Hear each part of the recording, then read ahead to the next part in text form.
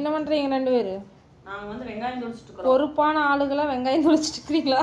ஆமாம் ஃப்ரெண்ட்ஸ், இப்போ வந்து நட்ஸ் எல்லாம் போட்டு ஜூஸ் போட்டு கொடுத்தாங்க மேடம். ஆமாங்க.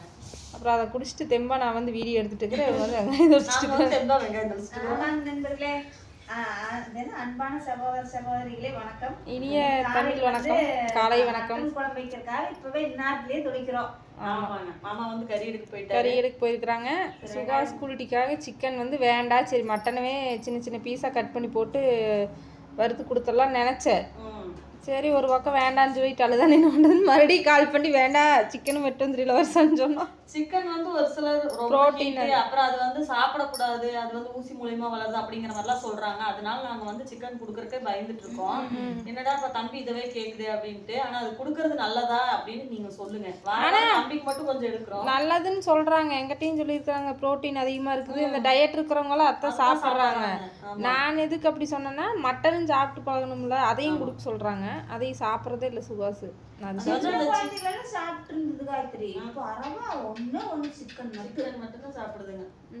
மட்டன்லாம் சாப்பிடறதே இல்லை. அது வந்து சிக்கன் மாதிரியே செஞ்சு கொடுத்தாலும் அது சாப்பிட மாட்டேங்குதுங்க. சிக்கன் தான் பொய் சொல்லி அதே மாதிரியே சின்ன சின்னதா வெட்டி அந்த மசாலா அது எப்படி செய்யணுமோ அதே மாதிரியே செஞ்சு கொடுத்தாலுமே அது கண்டுபிடிச்சிக்குது. சிக்கன் வந்து சாஃப்டா இருக்கு அந்த சதை எல்லாமே. மட்டன் வந்து கொஞ்சம் ஹார்டா இருக்குங்க, எப்படித்தான் வேக வச்சாலும் அதனால அது தெரிஞ்சுக்குது இது நல்லா இல்லை அதுதான் நல்லா இருக்குது அப்படின்ட்டு. எங்க ஊர்ல எல்லாம் இந்த டைமுக்கு போனா ரத்தம் குடல் கிடைக்காது. ஆனா இங்க வந்து எப்ப போனாலும் இலவசம் எடுத்துட்டு வந்துரு. இப்ப 8 மணி ஆச்சு, ஆனா இப்ப போனாலும் கிடைக்கும். போன டைம் காயத்ரி எடுத்து நாங்க அங்க எடுத்து ஒரு 2-3 வருஷமா இருக்கேமா ரத்தம் குடலே நினைக்கிறது இல்லை, கிடைக்கிறதும் இல்லை. அப்புறம் போன டைம் இவங்க அப்பாவை நேரத்துலயே ஓச்சோன்னேன் 5 மணிக்கு எந்திரிச்சு போய் எடுத்துட்டு வந்தா. அப்படி அது சீமா அதனால கிடைச்சிருச்சு. சுவரொட்டி சொன்னியாமா வாங்கிட்டு வர சொன்னியா? சுவரொட்டி கிடைச்சதான் வாங்கிட்டு வருவாரு. நேத்தே போன் பண்ணாருங்க கறிக்கடைக்கு. அப்புறம் பிஸின்னு வந்ததுன்னு சொன்னாரு. அப்புறம் கூப்பிட மறந்துட்டு இப்ப போய் கேட்கறேன் அப்படின்னு போயிட்டு அதுவும் வாங்கிட்டு வருவாரு. உங்க வீட்டுல என்ன ஸ்பெஷல்னு சொல்லுங்க ஃப்ரெண்ட்ஸ். ஆமா என்ன பண்ற?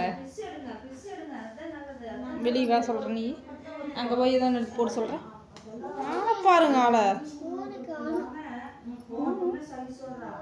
காணும்.